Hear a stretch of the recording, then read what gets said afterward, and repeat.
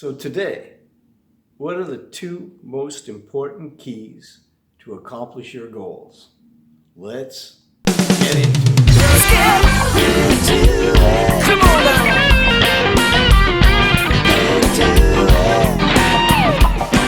Let's get into it. I was a man with no ambition, no dreams and no goals.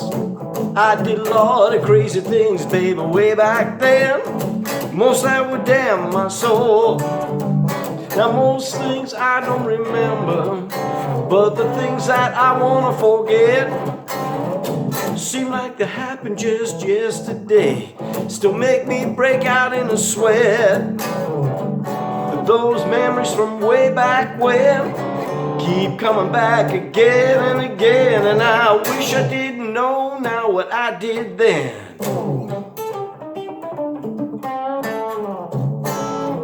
Hey everybody, I'm Dan Dwyer. Welcome to Live Center Stage, your channel for discovering that it's never too late to live your passion.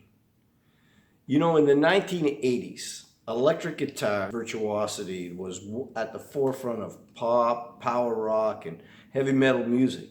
You know, Eddie Van Halen, Steve Vai, Joe Satriani, and many others were all inventing new techniques that influenced guitar players around the world. And I was one of those wannabes. So I started studying Van Halen's style, and then I got introduced to Eric Johnson, and man, I wanted to play like that. And then Mark Knopfler came along from Dire Straits, and it was like, whoa, that's what I want to do. And then my best friend introduced me to Robin Ford and the jazz guitar of Wes Montgomery, and I went like, you know what? That's the kind of style that I want to, of player that I want to be in. Also in the 80s, you know, bands like Huey Lewis and the News and Hall & Oates, they were making saxophone really popular. So I bought one of those, and I figured it'd be pretty cool to play that too, you know. Well, I never became proficient at any of these styles, and the saxophone actually ended up in the attic. And I was really frustrated by my lack of success or talent or motivation, like I had to be doing something wrong.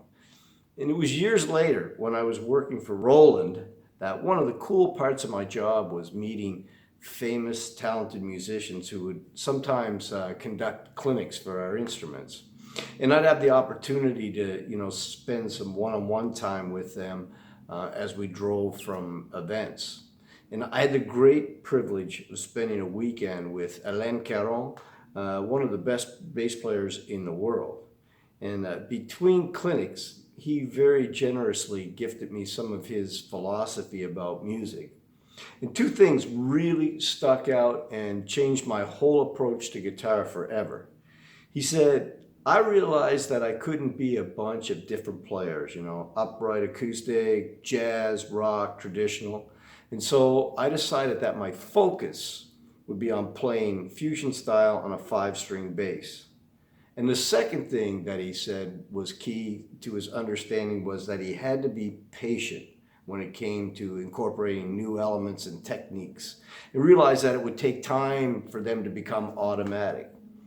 So those two keys, focus and patience, are two qualities that I remind myself of often, and I still have to be conscious to apply to my music and to my life. You know, when I started my fitness and solo music career journey about 10 years ago, you'd think that I'd remember that advice, but nope.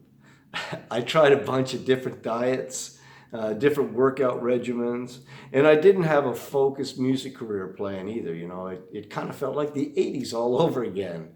And I really was about to give up, thinking it was too late, you know, and I decided to start again, and this time I would focus on performing and writing my own music, and understanding that I'd have to be patient to grow a style and audience, which is something that I now embrace as a continuous lifelong goal.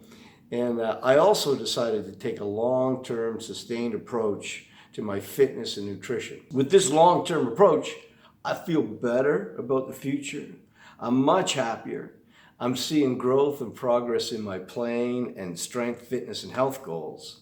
And having goals focused while being patient with these, long-term plan to reach those goals are the two key lessons that I'm still trying to incorporate and learn.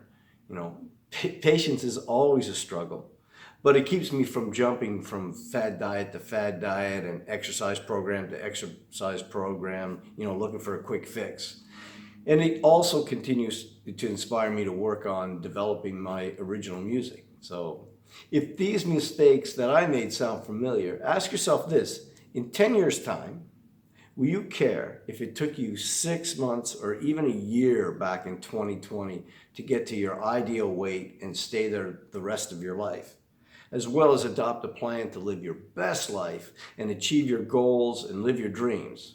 Or in 10 years' time, will you be asking yourself, how do I find the time and energy to grow and learn? And what diet do I try this year to lose all that weight that I regained after last year's diet? There's no quick fixes, but focus and patience are keys to a successful and sustainable approach to your health and your fitness, personal goals, and your relationships. So that's what we're going to be exploring in the upcoming series of videos. So don't forget to click on that subscribe button and the notification bell so you'll always know when the next video comes out.